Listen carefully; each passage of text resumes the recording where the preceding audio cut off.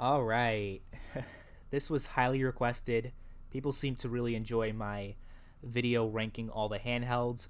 And of course, naturally, people wanted me to rank all the home consoles, which is a bit of a more grueling task because there are just so many home consoles out there. And some may have been omitted. There may be some obscure console out there that I've just never heard of, but I think I got the majority of them on here. I've purposely omitted handhelds, obviously, because I view them separately.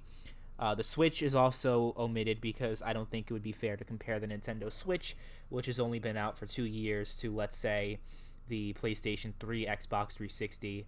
But the PS4 and and the Xbox One do make an appearance here because we are around the tail end of those of the current console generation. But Nintendo Switch is kind of like in limbo, like it's kind of in between generations. So I did not include the Nintendo Switch for that reason because I didn't think it would be fair. But I think we pretty much have an idea of how the PlayStation 4 was in comparison to other generations. So I think it was fair to include the PS4. But most of the consoles I got on there, I decided to also omit consoles that people would say are bad consoles, but they technically didn't even exist. So people say the Coleco Chameleon, for example, was the worst console ever, but the Coleco Chameleon wasn't even a real thing. So things that were fake or not real, I'm also not going to include. So that thins the herd a little bit. I didn't want to be too monotonous when it came to ranking all the consoles. I want to rank all the consoles that are relevant.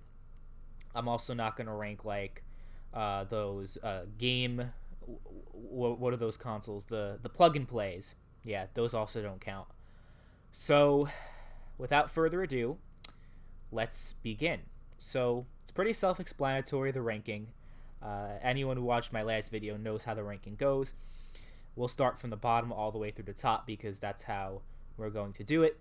So starting off with F, pretty self-explanatory. A console that's just so bad that it belongs in the bottom of the barrel. It's just an awful console all around, and you barely get any enjoyment out of it.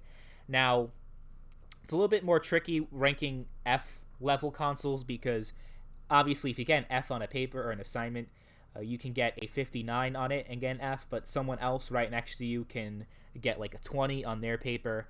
You both get an F.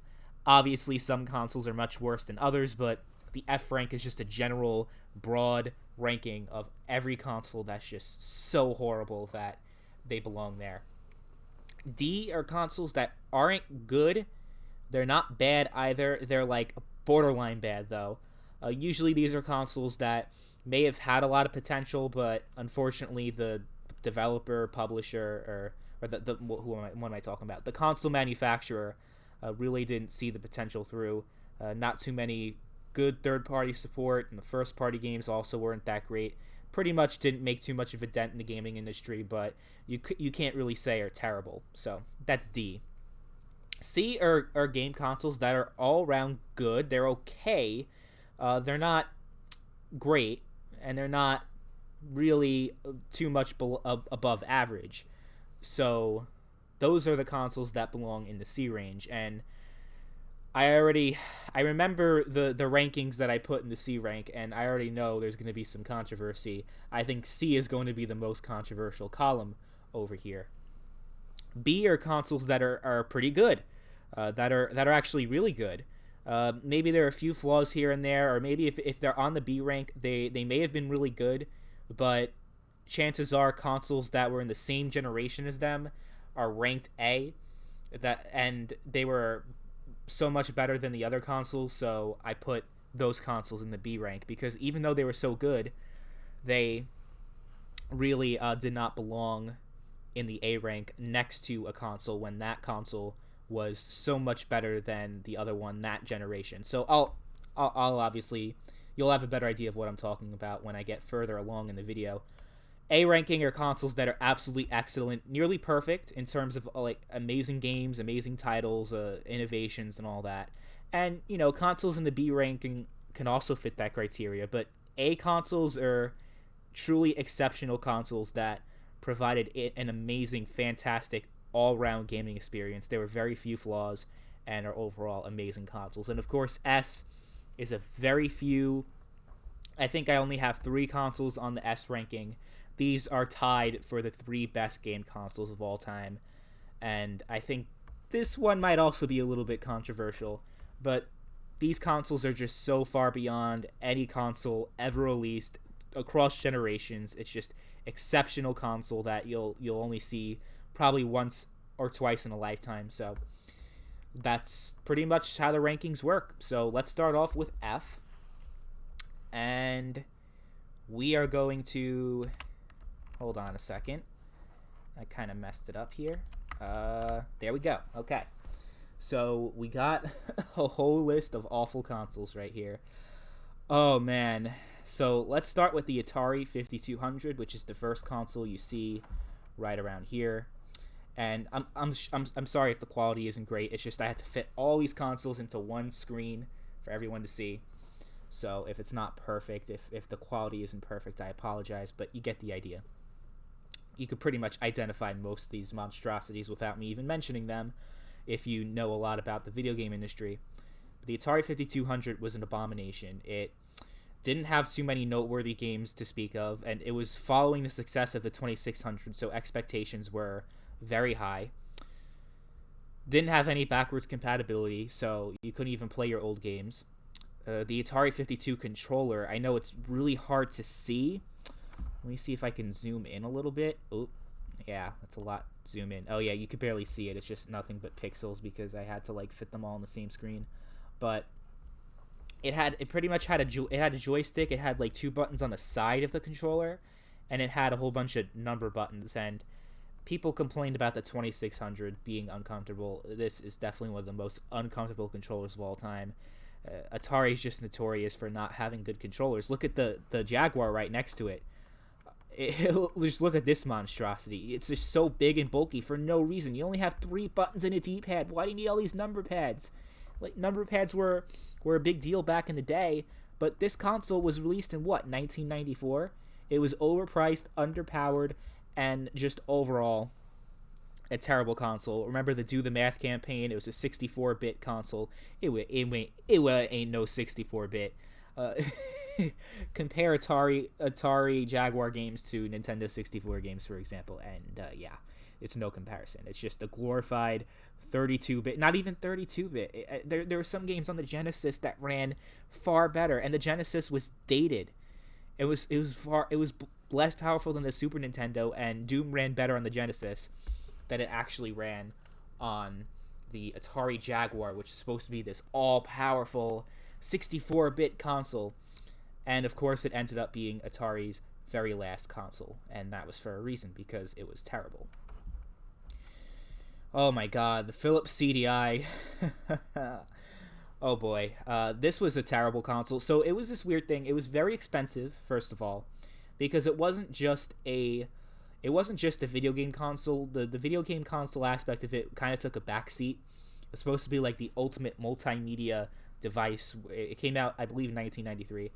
Maybe it was earlier, maybe like 1992 or 91, but I think it was 93.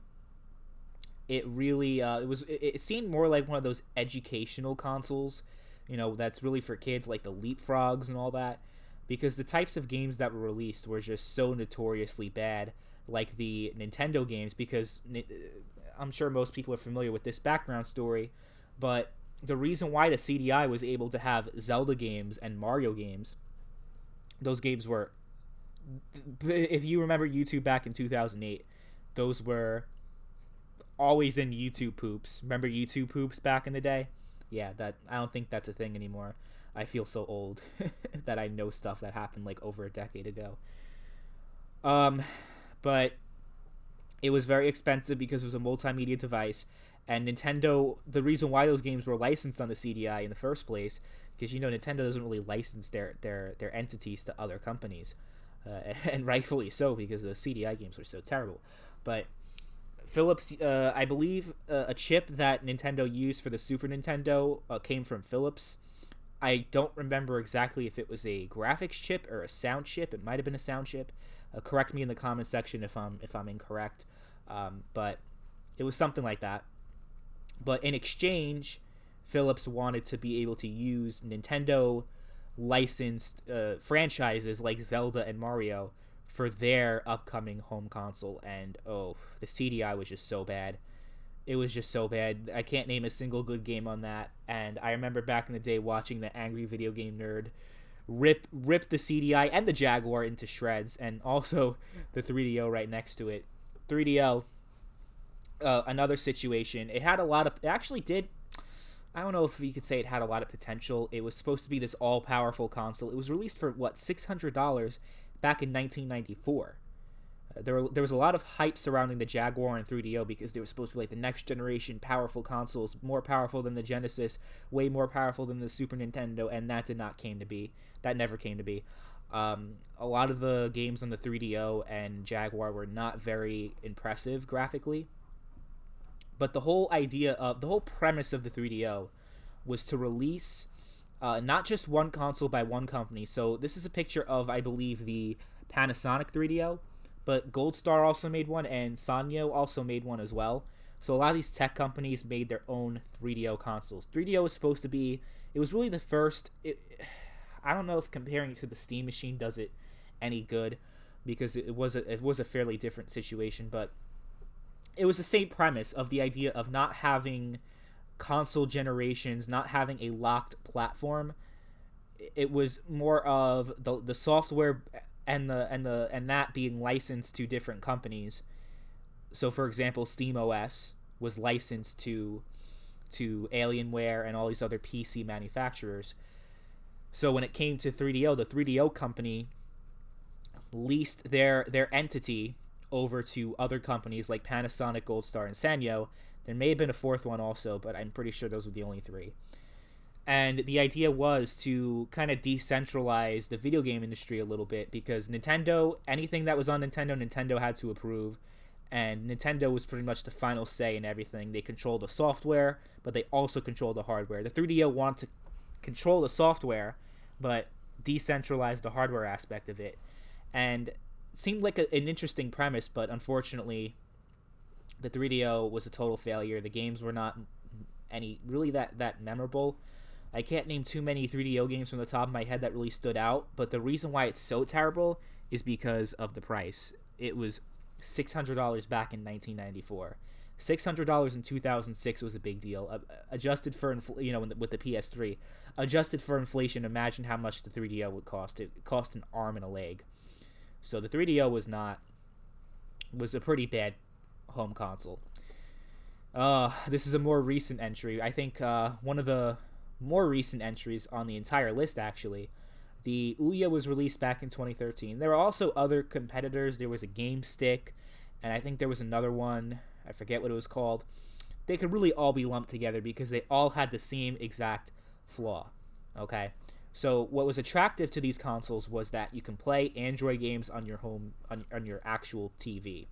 And it was cheap. It was like $100. The Game Stick was like $60 or something. And then there was a third one, I forget what it was called, that was also expensive. And these were all from different companies, but they were all fatally flawed in the sense that they really didn't innovate that much.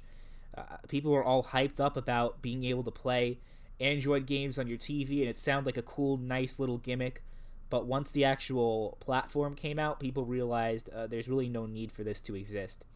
And that was one problem. The other problem is that it wasn't really a pleasant experience gaming on the TV with these games, especially since a lot of these Android games weren't really well optimized for a TV experience. I know there's certain games that are, like, for example, playing like GTA San Andreas on the mobile Android version on your TV. It sounds really cool, but again, I could play that on my Xbox, I could play that on my PC. So there really wasn't much of a market that existed there. People, like, there was so much hype around it, but the market really wasn't there. And then the actual product itself, despite hey, if you love playing Android games on your TV, it would still seem like a neat thing, but it was just so awful because it was just so poorly made and poorly designed, and it was just not good. The Ouya controller was probably one of the worst, most uncomfortable controllers of all time, and I understand it was a cost-cutting measure, but ultimately there was not much good about the Ouya. And there was also some shenanigans with people pre-ordering the system, not getting it, never getting it. trying to contact Ouya and them never getting a response, even though they put money into the Kickstarter. They pre-ordered the console, they put money into it, never got their console. Ouya couldn't meet the demand, and it was just a whole disaster. The Ouya, it was really bad. Overall, the Ouya was probably one of the worst consoles in recent memory, because most of the bad consoles, as you can see here, are very old. Like these consoles, this is from the 80s, 90s. All these are from the 90s. Pippin's from the 90s. The CD32, I believe, also came out in the early 90s. Oh yeah, the Hyperscan is another fairly recent entry, but this is the most recent, objectively terrible game console. And then onto the Pippin, as I alluded to earlier. The Pippin was released in '96. It was a joint venture between Apple and Bandai. It was supposed to be kind of like a multimedia device, sort of like the CDI, except even worse, if you can imagine it. And he had that awful boomerang controller, and I just didn't know what the hell the point of this was. This was at a point when Steve Jobs was kicked out of Apple, and Apple kind of lost their way. They really were a disorganized mess. For some reason, they thought partnering with Bandai to make a home console was a good idea. The games were pretty lackluster, pretty terrible, but also the console was overpriced and didn't really innovate at all. It wasn't anything unique. So, overall, the Apple Bandai Pippin was a terrible console. And then we have the Amiga CD32, and it's kind of like this is back in the day where everything was named like this is during the bit war, so everyone cared about bits, 8-bit consoles, 16-bit consoles like the Genesis.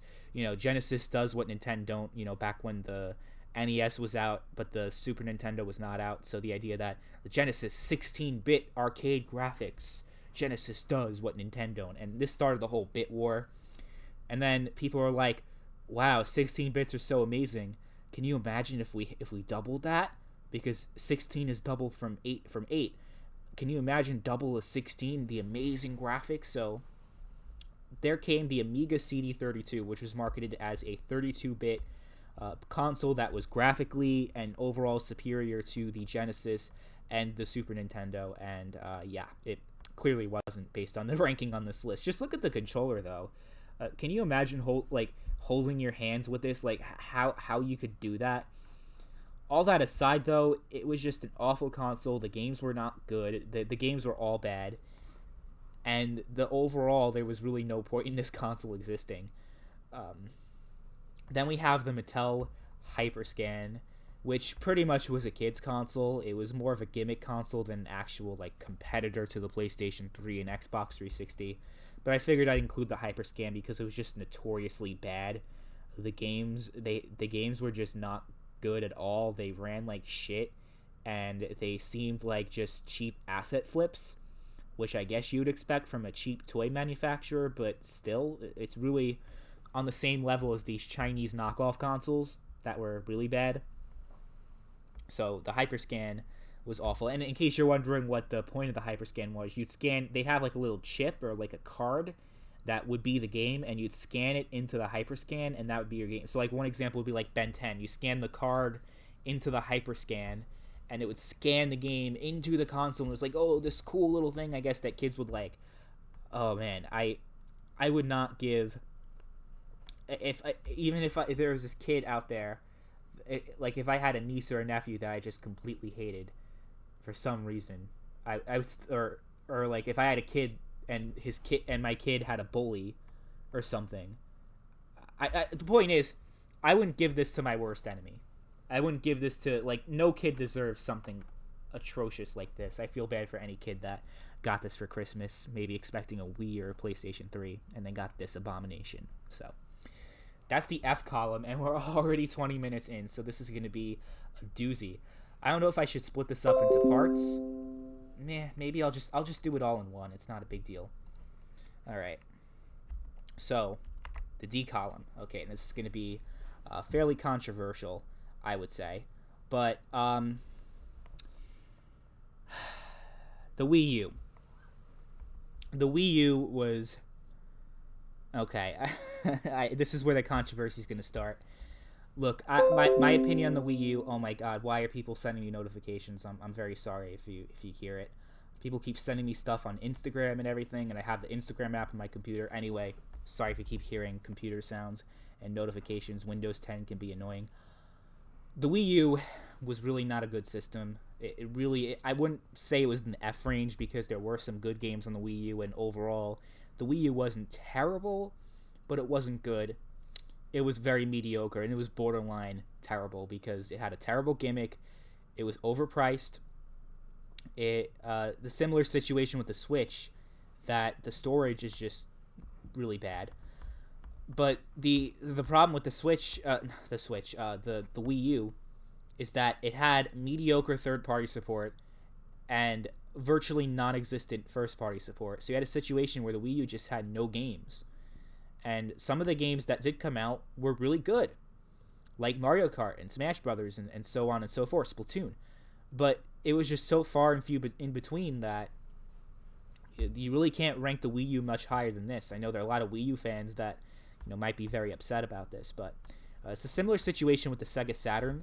The Sega Saturn had so much potential, but ultimately it really was Sega's fault more than anything else. The Sega could hang graphically because the Wii U was graphically far behind the PS3 and the three, and it was on par with the 360 and PS3.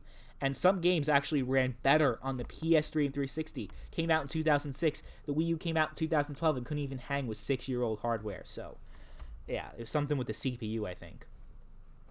But the Sega Saturn could more than hang with the PlayStation 1 and Nintendo 64. And it even took CDs. So, storage wasn't a problem. The issue was for some reason, it had a lot to do with the Sega CD and the 32X being released right in conjunction with the Sega Saturn. So consumers were confused, didn't know what the hell was going on, didn't know which thing to buy.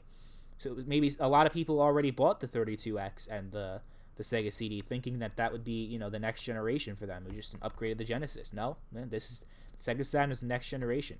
So that was another big thing. Consumers were confused as all hell. Another problem was that the Sega Saturn simply didn't have any good games. Okay, so obviously that may not be true. There are a lot of good games on the Sega Saturn. Rather, it was much less quantity of good games on the Saturn than there were on the PS1, and even the games that were good, most of them were region locked in Japan. So it really, unless you were living in Japan, and the Sega Saturn was very well received in Japan, but in North America or even Europe, where Sega was always dominating, the Sega Saturn lagged behind and struggled. And then when Bernie Stolar said infamously at E3 in '97 that the Saturn is not in our future, literally 2 years into the Saturn's life cycle, this was really the beginning of the end of Sega, unfortunately. Next to that, we got the Atari 7800, which was a good improvement from the 5200, but still didn't really have compelling games on the 7800, and this was supposed to be competing with the NES, and the NES was just far beyond the 7800, and Atari was just so far behind, and they were the king of the gaming industry just a few years prior, but they really fell from grace very quickly. They were never really able to recover from that 83 crash, and every console that they released past the 2600 was just an abysmal failure. Look, we got all the Atari consoles already, except for the 2600, which is somewhere up here. But you got the majority of Atari consoles, and we might have to add in the VCS in an update later. But yeah, Atari doesn't make good consoles. They're notorious for not making them very good. This is the very first home console, and maybe people think I'm being a little bit too harsh giving the Magnavox Odyssey a very low ranking, giving it a D. But I feel like back in the day, even though it was the first generation, it was so innovative, it was the first home console with cartridges and everything, video games weren't that good back then. Let's just be honest. The first and second generation of video games was really not that good. That's why, even though my mother and my father, they grew up during this time period where video games were popular, they were never really gamers, probably because games were just so bad back then, and the gaming experience overall was just not that compelling. So you'd have this system, the Odyssey, where you have this weird controller, and the games weren't actually like actual games. It was just blips on the screen, and I get it. You know, it was released back in '72. Got to give it a little bit of slack. I understand, but it just overall wasn't that amazing. And even though it innovated, I just can't rank it much higher than a D. If you wanted to play games like tennis, you'd actually have to like, how do I explain? You'd actually have to like, it would come with like a whole bunch of like stickers that you put on your TV, and that would be how you play it. Otherwise, it would just be just two blips on a screen. So yeah, not very immersive, not very compelling of an experience, I would say. One thing so the console next to this is the what was the name of this console again? I'm drawing a blank here. Okay, it's the Bally Astrocade. Not a very amazing console. It was okay, but it wasn't like great. But it was the Bally Astrocade. I don't know what to say.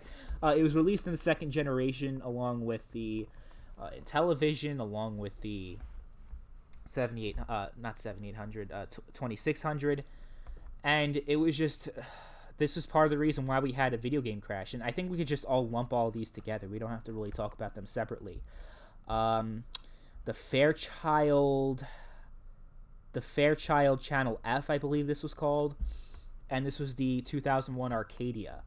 These are just all lackluster consoles that were not bad, but they weren't great either. The 2600 was just far superior, but you had it where the video game industry was so divided, consumers were so divided, they had all these different options, they didn't know which one was the right one, so they ended up buying all these different consoles, and the market was so oversaturated that was part of the reason why we had a video game crash in '83 in the first place. I mean, imagine if you had a PlayStation 4, an Xbox One, a Sega console, an Atari console, a Nintendo console, and just everyone under basically every company out there making their own console, and with their own games and everything. It was just very confusing, and overall not good for the gaming industry. So that's why these consoles are ranking a D. They're not necessarily bad consoles. They're definitely not. They don't belong here, but they're also not great, and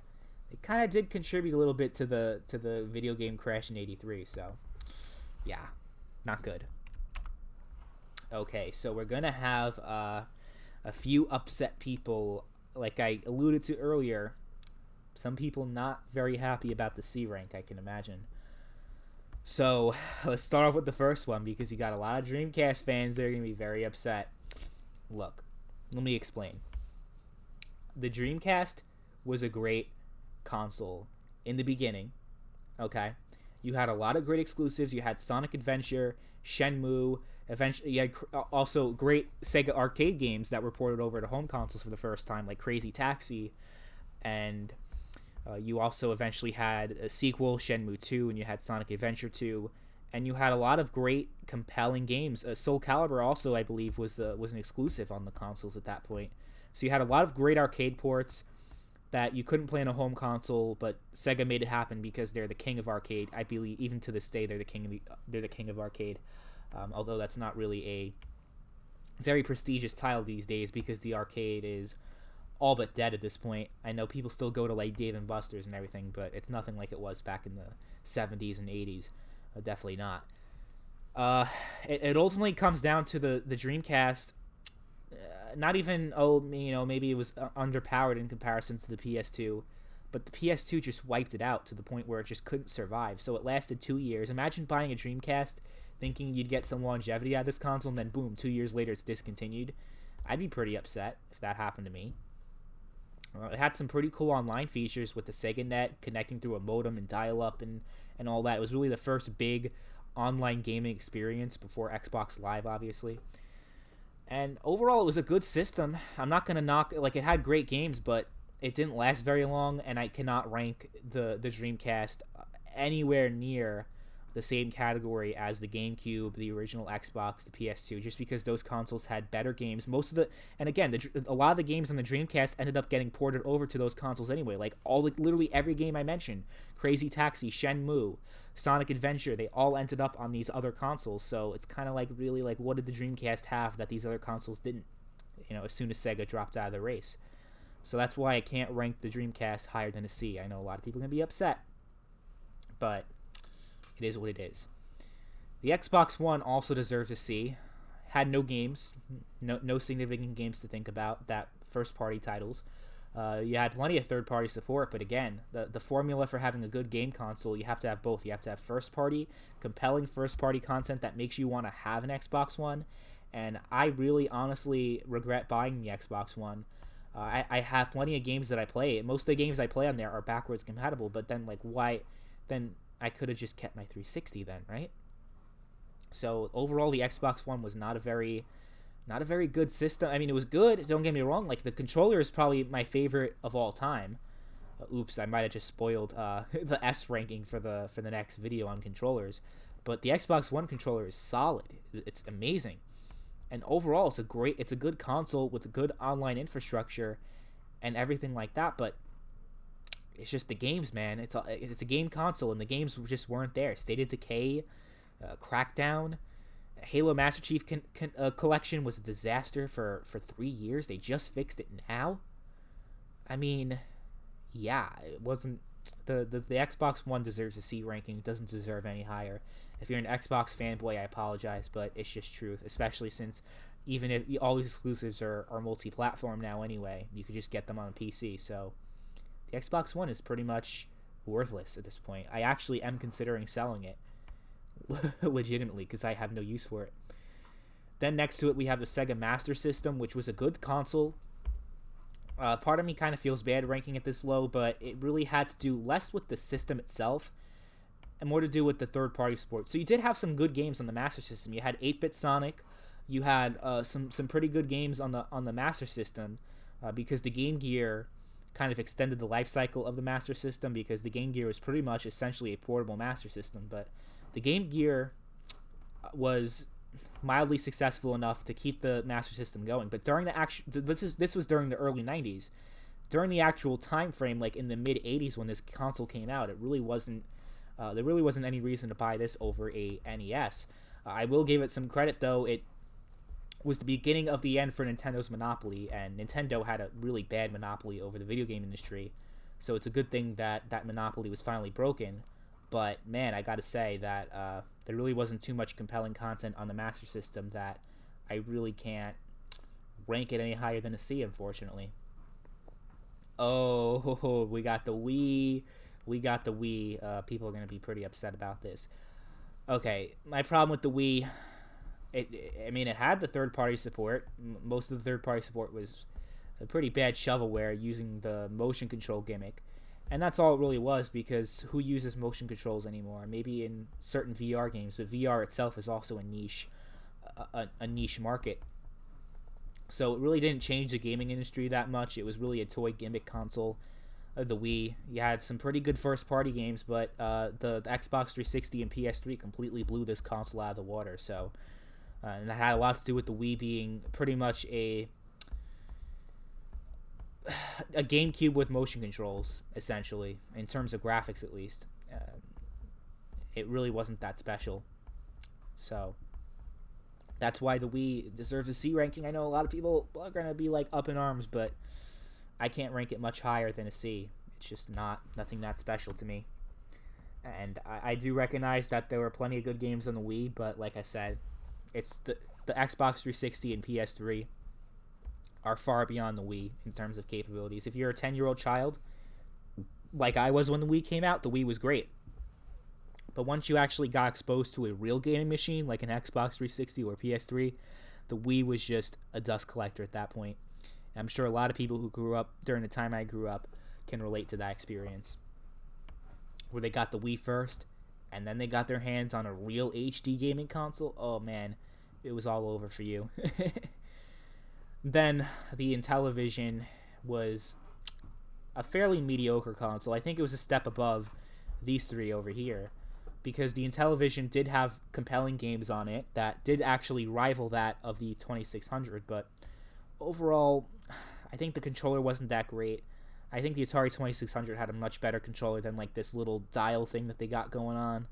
I think a joystick is much better than what they were doing with the Intellivision, so that's why I got to rank it there as a C ranking. It was a good console, but not as good as the consoles that are going to be ranked in these three rankings, and of course not as well as the ColecoVision and Atari 2600 that were released at the same time. Those were overall better experiences, but we'll get into that later. This is a little bit choppy. I'm sure you people are like wondering what the hell is this thing. This is actually a keypad, like a keyboard kind of thing. It didn't actually have like, let you like type, but like you like punched the number and it like went through. You actually sat this on your lap and you'd use the keypad to like type in certain things. And there were certain typing games, like word games that you could play on there that were kind of cool. And then you also had the joystick, which was actually pretty responsive, way more responsive than the 2600 actually. And of course, I didn't even say the name of the console. Okay, it was the Atari, not the Atari. Oh my god, like I've been recording for way too long. I'm starting to get a little delirious. This is the Magnavox Odyssey 2. I'd say it was better than the Odyssey 1. Had a better controller than this monstrosity, and the games were actually more compelling than just blips on the screen. You actually had some real games. Well, at least for back then, you had some real games. So overall, this was a good console. I think it was, it still wasn't on par with other consoles released at that point in the second generation, but it was still good. But like, man, all these consoles, man, are all the same generation, and yeah, like I said, Crash of 83, partly responsible for that. Then we got the TurboGrafx 16. I know there are a lot of diehard TurboGrafx fans, but there's a reason why the TurboGrafx didn't do so amazing. It really didn't have that many compelling games on there in comparison to the Genesis and the Super Nintendo. And even though it advertised itself as the TurboGrafx 16, it was definitely more powerful than the NES and the Master System, but nowhere near the capabilities of the Genesis and Super Nintendo. So it was kind of a little bit of a misleading thing with the 16, kind of like the Amiga CD32 and the 64-bit Jaguar. And it was all about the bit wars and advertising bits. It's funny how these days no one even cares about bits. How many bits are we up to? Leave a comment down below how many bits we're up to, and you'll... I don't know. I don't have anything for you if you actually find that out, but I'm just curious if you know how many bits the current generation is, the PS4. How many bits is the PS4? I believe the last I heard, the PS2 was 128 bits, and that's the last I actually heard about bits. So let me know what the PS4 is bit-wise. And that is the TurboGrafx 16. Not too many compelling games, a little bit overpriced as well, and it just could not compete third-party game-wise and even first-party on the level of Nintendo and Sega. So I had to write down the name of this next console because I forgot the name of it, but I know about it. It is the It's the Vectrex. That's what it's called. I actually didn't have it written down, but now I remember it. So this was a weird console. It was one of those consoles where it was attached to a TV, similar to I believe the Commodore 64 was also one of them, where the screen was attached to the system. But the Commodore 64 is also omitted because this was less of the Commodore 64 was more of a home computer than a game console. But if I had to rank the Commodore 64 as a game console, it would probably be around the Vectrex anyway. It was a good system. It was actually fairly underrated. Most people probably never even heard of it, but it actually had some pretty good games. And it was overall a good system. It actually has a cult following among certain pockets of the video game community, people who are die-hard fans of the Vectrex, and they still run Vectrex emulated games, and they're overall huge fans of the Vectrex, and they can't get enough of it. And it was a neat little system. You had again, I know you can't really see that well, but there's like a joystick, and it was like a 4-button layout. It was pretty unique, and it was pretty interesting. But overall, it really wasn't anything. It didn't make too much of a dent, and it didn't really innovate too much, so that's why it's a C. But I do think it is a little bit step above in terms of graphical capabilities, in terms of the games. a little bit above some of these. Um, yeah, the Wii U sucked. Oh man. Oh wow, we're on to 40 minutes already, and we're just halfway there. All right, let's go on to B. All right. So what do we got here? We got the Nintendo 64, which was a really good system. I didn't wasn't really a fan of that. This is actually my first console. I always thought that the three handle layout was kind of weird, and the joystick being in the middle, and all these things were really weird. I know what they were going at.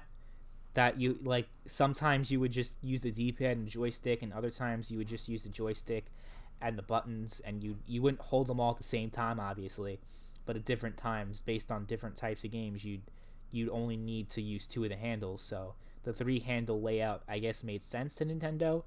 But another thing, these controllers were not very durable. But again, it's less about the controller than as much as the actual console. But a controller is definitely a big part of it. The Nintendo 64 was a good console. It had great first-party games. They're games from Rare. You had Banjo-Kazooie, Conker's Bad Fur Day. You had so many amazing games from Rare. Also from Nintendo themselves, Zelda Ocarina of Time. This is the first time we got a Smash Brothers game. Also Mario 64 really innovated the 3D platforming genre, which pretty much dominated the gaming industry for the next decade. Overall, it was a good system. I wouldn't rank it higher only because it did have a lot of limitations.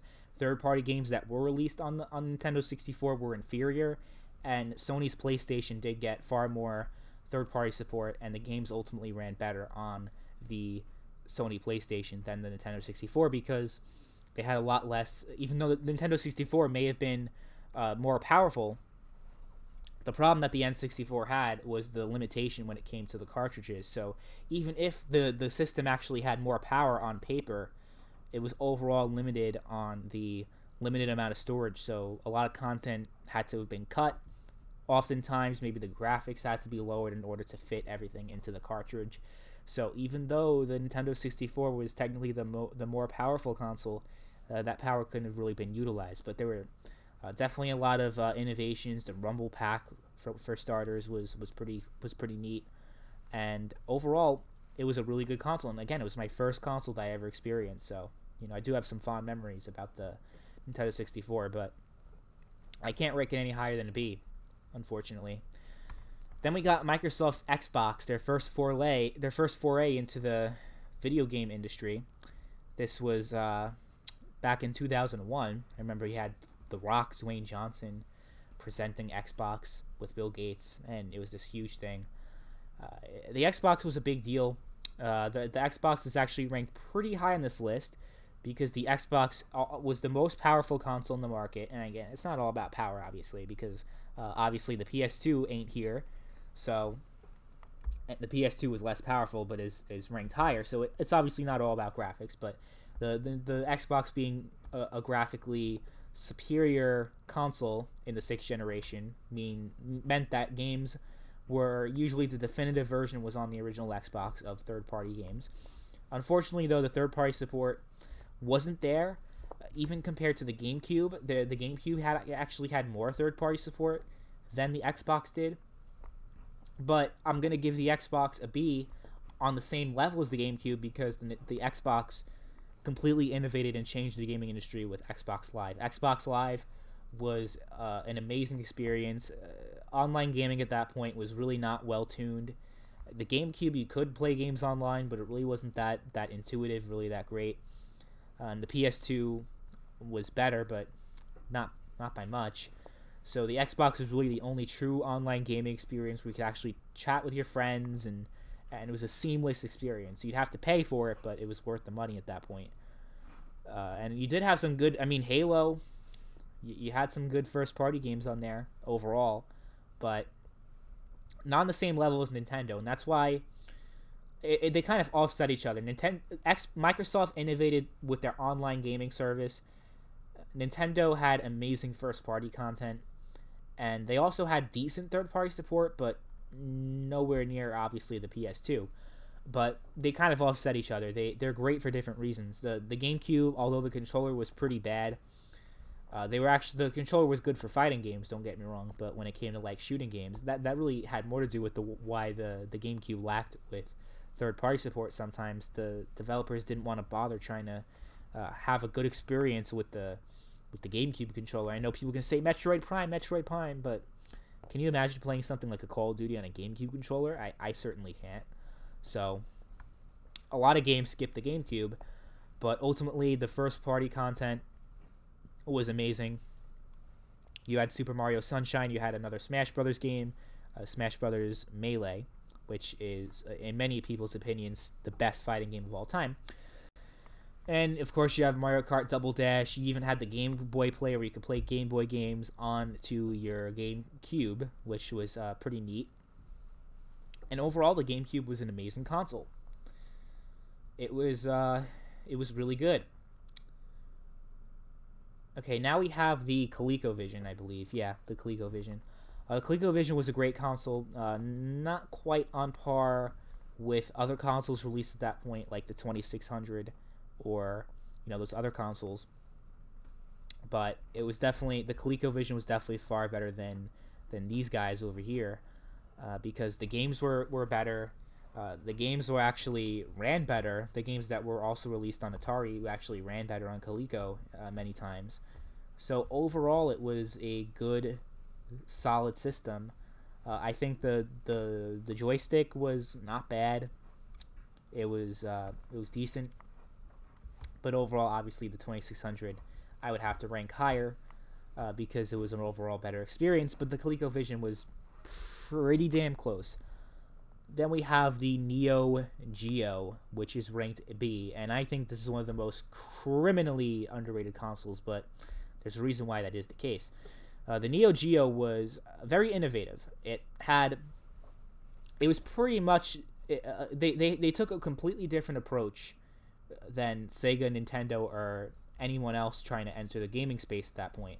What Neo Geo did was that they decided to make a home arcade console, essentially. And you could say that was the point with the 2600 and pretty much all game consoles at that point, released around that time in the in the 70s and 80s, to be portable arcades, or arcades that you can play in your house, essentially.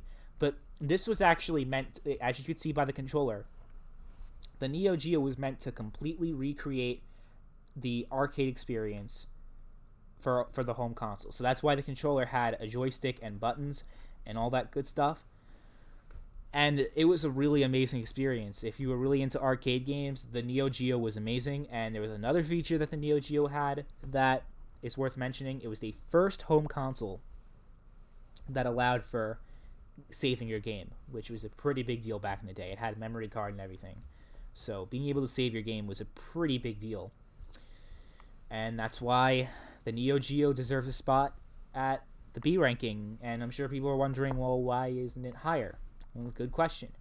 It was because it was so powerful, and it was really meant to recreate the arcade experience. You had a really high-end arcade stick, which even these days arcade sticks go for a lot of money, so that was included in the price. And the games ran really good, like on par with the arcade system. So you had some pretty beefy hardware. You had them trying to recreate the arcade experience, but that came at a cost, a really, really steep cost. And that cost was roughly $649.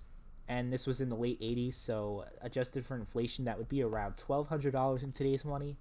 So overall, not a great way to introduce people into it. People are not going to buy it. It's really a luxury item more than anything else. It was really it was more of a status. It would be like more of a status symbol than buying a new iPhone 10. It's actually more expensive than buying an iPhone, which is crazy to think.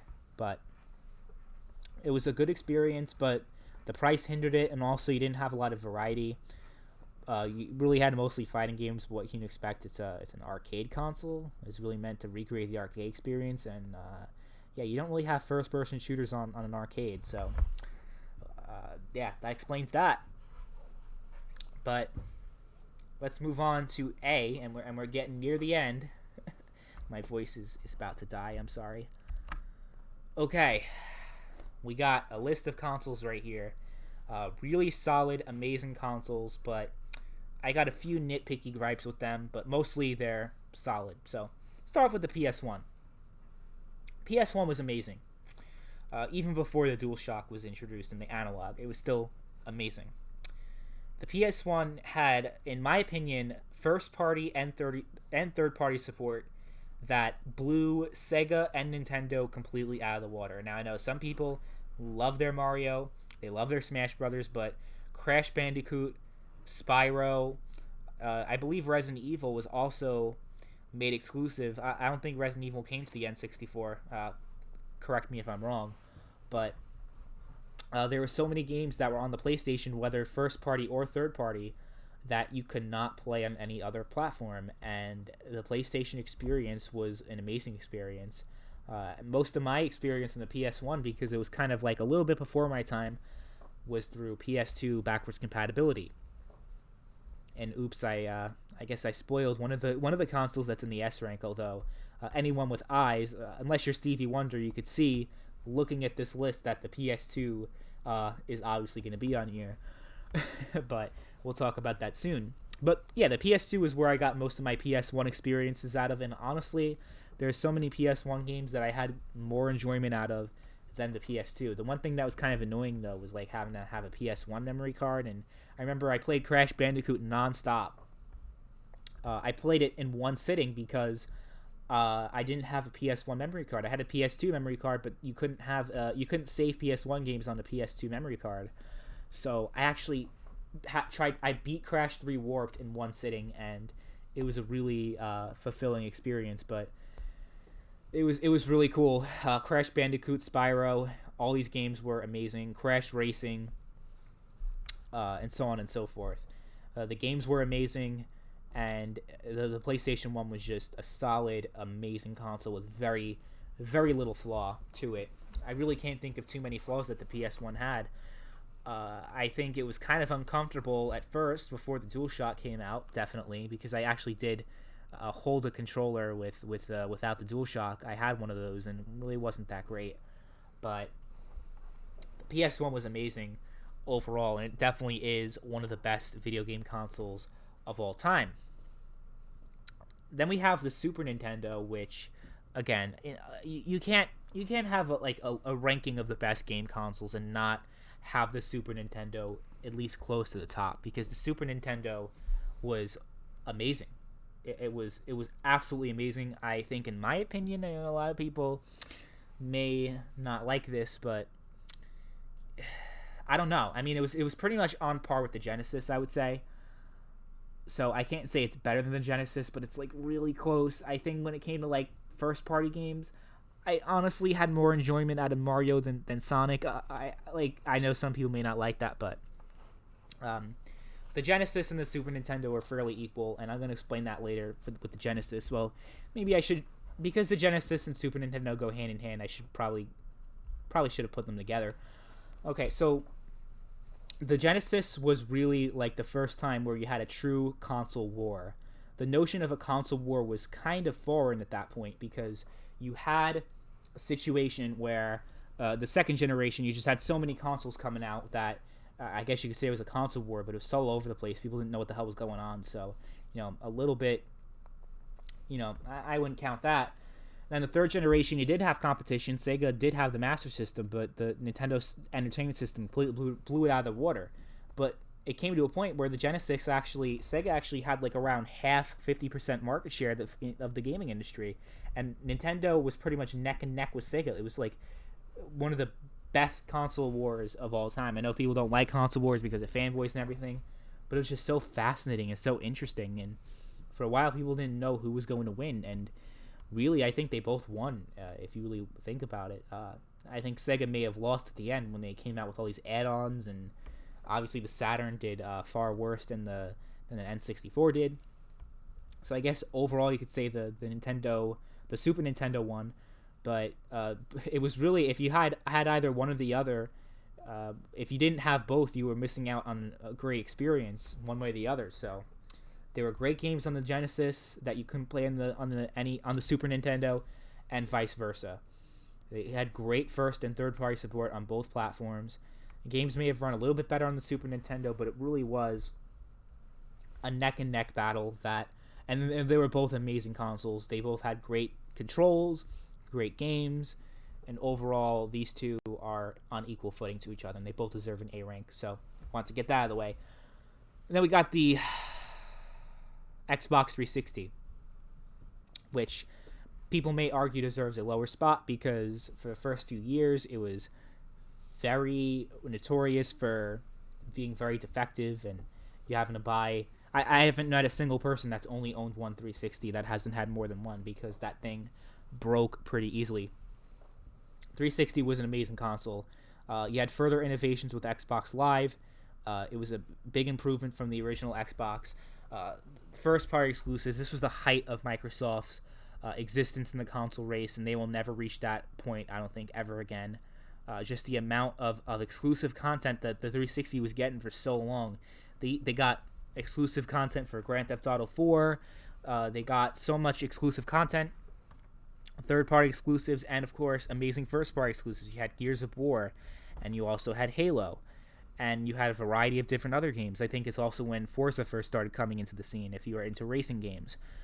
So you had a lot of great experiences on the Xbox 360, and this is one of the greatest, and also one of the most iconic video game controllers. And overall, no matter what type of genre or game you wanted, the 360 was amazing, and it was overall an amazing video game system. It lasted 8 years, which was unheard of in modern standards, and the 360 was overall an amazing console, and it definitely deserves an A ranking. It's, it has a few flaws, obviously, mostly related to hardware defects, but they eventually did fix it, so I'm going to kind of give it a little bit of a pass. But the game library, the 360 is one of the best game libraries of all time, without a doubt. Then you have the Atari 2600, which is probably the most iconic game console to have ever been made. This console really is what made home console gaming mainstream. Video games existed at that point with arcades and going to arcades, but console gaming and overall gaming as a mainstream activity, you really owe it to the 2600 that really started that. And it was obviously very primitive back then. You only had an attack button and a joystick, but that was the whole point. I mean, that's really how arcades were. You had a joystick and you had shooting buttons. So you had games like Space Invaders, you had Pac-Man, games that were on the arcade that were obviously a little bit better on the arcade. Obviously, they had to dumb down the graphics quite a bit to work on the 2600, but 2600 is still one of the most iconic game systems of all time. You had amazing games on there, like you had Centipede and obviously the aforementioned Space Invaders and Pac-Man. And you overall all had so many awesome arcade games. You even had some racing games. You had a few fighting games, which again were very primitive at that point. I mean, playing fighting games are not very enjoyable until I'd say the 16-bit era, but you still had a lot of variety when it came to 2600, and it was a pretty big deal when it came out. Then we got the Sony PlayStation 4, which is a very recent entry. I think it's much better than the Xbox One, obviously, since the one is C and this is A. There's a reason, though, why the PS4 isn't ranked a little bit higher, like as an S rank. And, I'm not going to spoil it too much, but you pretty much figure out which consoles are S and which consoles are A. The PlayStation 4 is just not as good as the other PlayStations because, well, okay, obviously it's just as good as the PS1 because the PlayStation 4 was good in the sense that you did have some amazing, compelling exclusives on there. You did have Spider-Man, you had God of War, you had amazing games that you could only play on the PlayStation, and exclusive content matters, which is something that Microsoft is kind of straying away from. And because the PlayStation 4 had great first-party support, but not nearly on the level as the PS2 and PS3, which are going to be in the S rank, just spoiling that for you, but you could obviously figure that one out. But the problem I have with the PS4 is that the games were good, The games were amazing. Every game that came out exclusively on the PS4 was amazing, save like Order 1886, obviously. But there was not a lot of genre variety when it came to exclusives. So like when it came to, let's use the Xbox 360 for example. When it came to exclusive content and variety, you did have your first-person shooter exclusives. You had Halo. You did have your third-person action games. But you also had platformers like Banjo-Kazooie Nuts and Bolts. No, but you also had Viva Pinata, which was actually a good game from Rare. Really good game. But you overall had like a variety of games that you could play with different genres. But with the PS4, it's just like nothing but third-party action games. And third-party action games are good, but like where are the FPS games? Where's like Little Big Planet? Where's Ratchet and Clank? I know those games did come out in the PS4, but they were not very good. Let's be honest. So it was really third-person action games that really took the PlayStation 4, and they were great games. But again, they were great games. That's why it's an A ranking. And of course, you had amazing third-party support. Games usually ran better on the PS4 than the Xbox One. I know, now it's kind of like messed up because you got the Xbox One X, which is more powerful than the PS4 Pro. But it's like I decided to omit those consoles also because they're variations of the PS4 and the Xbox One. They're still the same console, just a little bit more powerful, so I didn't include them. But overall, I would say the PlayStation 4 was an amazing console, and it's still an amazing console. Obviously, we're not done with it yet. We still have a few games coming out like Last of Us 2, which I predict Last of Us 2 is going to be more prominent on the PS5 because it's going to release right around the time of the next generation like The Last of Us, because The Last of Us was a PS3 game, but most people played on the PS4. It's going to be one of those deals. But Days Gone's going to be good. You got a couple other ones left, but we pretty much experienced the majority of the PS4, their life cycle. PSN was fun, but it is when they started charging you for it, so you had a lot of nonsense going on. And I do plan on making a more in-depth video in the future as to why I was disappointed with the PS4, like probably towards the end of the generation when the PS5 comes out, basically. But it was still a great console. You had great exclusives. The controller was a vast improvement from the PS3, I would say. But overall, though, I think that the PlayStation 4 was a great console. I really enjoyed it, but it doesn't deserve the S spot. It doesn't. So let's get into the S. And you guys could already predict which consoles were going to be there. Obviously, the PS3 and PS2 and the NES. Those are the only three consoles, the only three prominent ones at least that weren't mentioned yet. So going into what I just said about the PS4, the reason why the PS3 and PS2 are far better, in my opinion, than the PS4 has to do with there being so much more genre variety when it came to first-party exclusives, because the PS4 had great exclusive content, but it went to a point where games started feeling the same to me. Like Days Gone and Last of Us, sure, maybe different games, but they're going to be very similar besides that they're zombie games. But even like God of War, Spider-Man, they're all third-person action games. Yes, they're different. Yes, they're different gameplay mechanics, but we need some more genre variety, I think, and that's why the PS3 honestly had some of the best exclusives that the PlayStation brand has ever seen. But it's pretty much neck and neck with the PS2, because the PS2 had Sly Cooper, Ratchet and Clank, Jak and Daxter, but you also had first-person games like you had Killzone. I know a lot of people didn't like the first Killzone game, but I thought it was pretty good. And you had so many games that were just there was no console that's ever had better third-party support than the PS2. Also, the PS2 had games coming out until 2014, which is pretty crazy. But the PS2 was an amazing console. It was iconic. It actually got people into DVDs, and that kind of might have inflated the sales numbers for that console, because people just use it for a DVD player, because it's actually cheaper than most DVD players that came out at that point. But the games were great. The PS2 is just amazing, and I know I sound like I'm getting tired because I'm not really used to recording an hour plus straight. So I'm sorry if I'm getting a little bit fatigued. But the PS3 and PS2, I think, are on the same level because I don't think I really can't determine which one has better exclusives. And the third party support is also pretty amazing on both.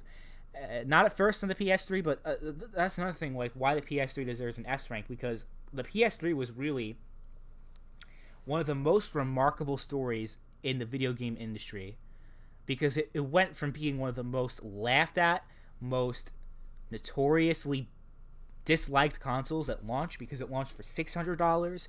It didn't have that much third party support. Like, the only games you had was like MotorStorm back then.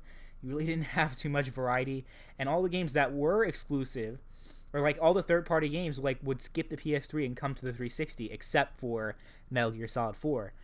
But most of the time, the exclusive games were they were all coming to Xbox, and there's really no reason to own a PS3. And of course, people were laughing at the Blu-ray, but towards the end of the generation, that really benefited Sony, because you didn't have to have 2 discs with all the games, because the Xbox 360 still used a DVD. But I'd have to say that the PS3 is definitely the most remarkable comeback story, because Microsoft was kicking Sony's ass for the first 3 years.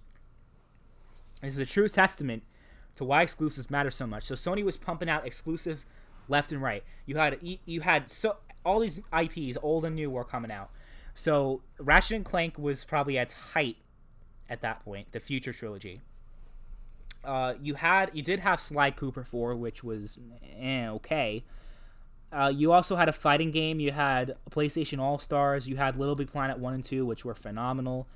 Again, of course, PlayStation All-Stars wasn't the best, but at least, like, you have that option. Like, you have variety. Infamous. And these games were pretty good, the majority of them. I even enjoyed the first-person shooter exclusives like Resistance, Killzone. Killzone 3 was amazing.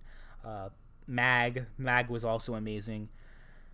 And overall, the PlayStation 3, they just came out with all these exclusives from all these different genres to get people invested in their platform, to compete. And they were able to. They were able to do that because of all the exclusive content that was coming out that you could not play in the 360, because they realized why they were getting their asses beat so much. Besides the fact that the game was the price of the console was too expensive, they cut the price, and then boom, all these exclusives were coming out left and right, and it was an amazing comeback story. And then the PS2, I don't think we'll ever see a console dominate as much as the PS2. We might with the PS5, because there's no real competition, as I said. Sony's really poised to have monopoly over the console game market, because Nintendo's doing their own thing, and Microsoft is just abandoning exclusives. And without exclusives, your console's irrelevant. So, yeah. Overall, the PS3 and PS2 are two of the most iconic consoles of all time. But we also have the NES. Okay. The NES saved the gaming industry single-handedly. Without the NES, I don't know what gaming would be like these days. The NES, with its amazing first-party content, Nintendo was making quality games like Legend of Zelda. Super Mario Bros. Is the single most iconic game franchise of all time. And that's for a reason. Nintendo was coming out with quality games that you cannot play on other platforms, that gave people a reason to actually be invested into gaming again. And you can say Nintendo has fallen from grace over the years, maybe with the Wii U and the GameCube. You know, obviously these consoles were not nearly as successful as the NES and Super Nintendo. But you cannot, whether you like Nintendo or you're anti-Nintendo, you cannot dispute the huge impact that the NES had on the gaming industry. And for its time, it was amazing. It got so many people into gaming again, into gaming for the first time, and single-handedly revived the gaming industry from total annihilation. So that's my list. That is my list. Let me know in the comments what you think. I'm sure some of these are going to be disagreed by a lot, especially maybe like most notably the Wii U and the Dreamcast. But I stand by this list. I think it's a pretty solid list. And again, you can feel free to disagree. It's a free country, right? Anyway, thank you guys for watching, and I'll see you later.